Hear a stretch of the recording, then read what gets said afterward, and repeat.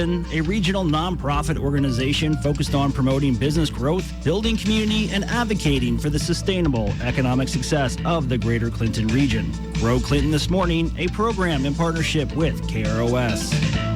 And good morning. Caleb Kitteringham with us this morning. Going to be talking about a number of things. Said he had a number of things to talk about, suggested by some of his co-workers to make sure that he gets a plug-in for all of the activities. And Caleb, kind of let it there. What's coming up first on the list of things to talk about for Grow Clinton that we should have on our list? Well, starting off, we've got 2 ribbon cuttings coming up in the upcoming week. Let's see, we've got a ribbon cutting for Brown's Shoe Fit, who's celebrating a new owner, Taylor Wiseman, and they're also expanding their merchandise. And then we also have a new business that just joined Grow Clinton, Life Connections Peer Recovery Services, who are available for those in crisis that need a place to regroup, and they also provide services for mental health and emotional support. For the upcoming events on the Grow Clinton side, or on the more business side, we have the annual golf play day, which is scheduled for Friday, July 29th at Valley Oaks Golf Course. It's a best ball tournament, and registrations will be opening soon. They're not quite open yet, but that'll be coming shortly.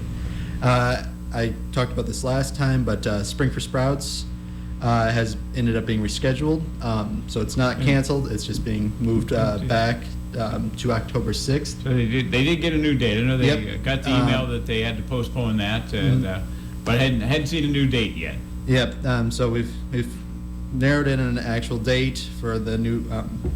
At this point, there's still some planning process to go through. Obviously, it's a ways away again, but we're looking forward to it in the future, especially to provide help for the YW.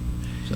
And those are just a few of the events coming up. I know you had some other things too, and one of the, I know Leslie's talked about this as we'll call it a Jeep event. If you don't understand that, I don't know if you're a Jeeper or not, but those folks who are know what we're talking about, and maybe they go to some of these around the area. I know there are folks here in town who go elsewhere to these events. We're going to have one right here.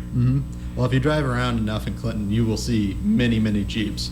But even then, the area, Jeep events bring a lot of people in from the outside area, and people travel for 100 miles or more to come to certain events.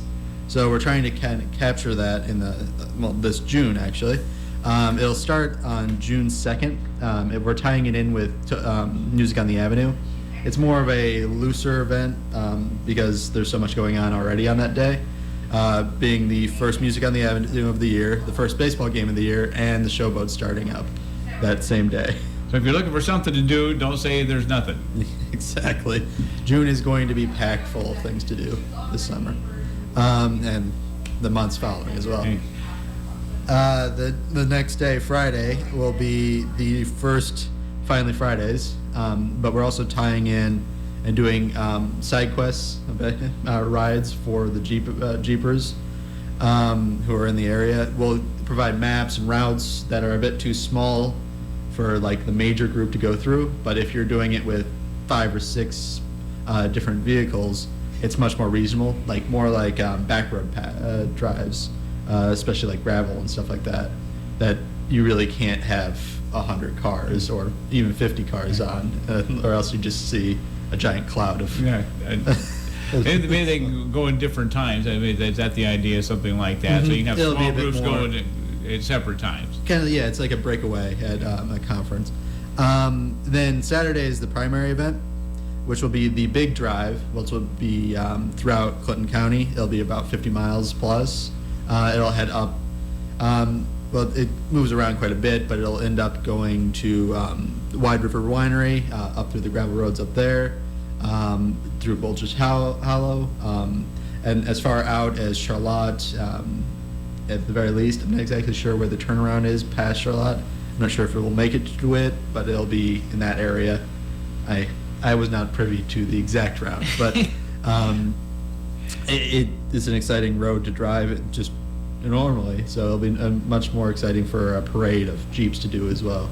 Caleb, I know you mentioned some of these things, and obviously for the Jeep people, there's an event, but are some of these events you mentioned, car show, a Jeep show, things, the general public can interact with some of this as well. That's part of what you have them here for. Especially on the Thursday event, because we'll have a Jeep show that is tied in with the normal car show that we have on Music on the Avenue. And then we'll also see those numbers we're moving them towards Finally Fridays as well as the baseball game. You'll see a lot of increase of numbers of people going to that, hopefully. So as for the the end of the day on Saturday, we'll actually end with a movie, which will be open to the public at the very least you have to pay to get in, but it is open if you want. So, a lot of activities. Mm-hmm. Does the Jeep show go into Sunday as well? Do you have a few events on Sunday? Well, there is a few events going on in the area. The Showboats second showing of the year will be on that Sunday. So if you missed it the first on Thursday, it'll be available that day. As well as there's the Blessing of the Bikes, which is more Harley focused or motorcycle focused, but there is quite a bit of crossover, it seems, between Jeep people and motorcyclists. So there might be some interest in that. But it looks to be an exciting first weekend of the summer. All right, anything else, Jacob or Caleb, that we need to talk about? They give you more.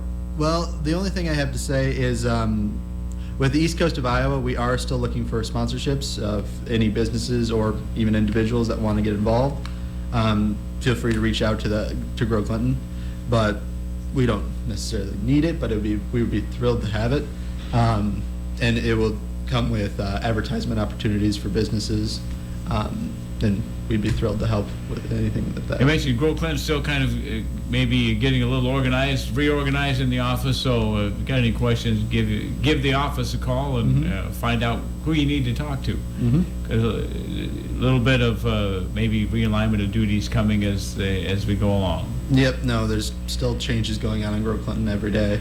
And as the newest member, you probably get a lot of that. Yeah, that's very true. But it's good. I think the chamber's changes to Grow Clinton are a step in the right direction for the future of the organization and the town. Well, Caleb, thanks for coming in today, talking about those events and letting us update what's going on with Grow Clinton. Thanks. Thank you.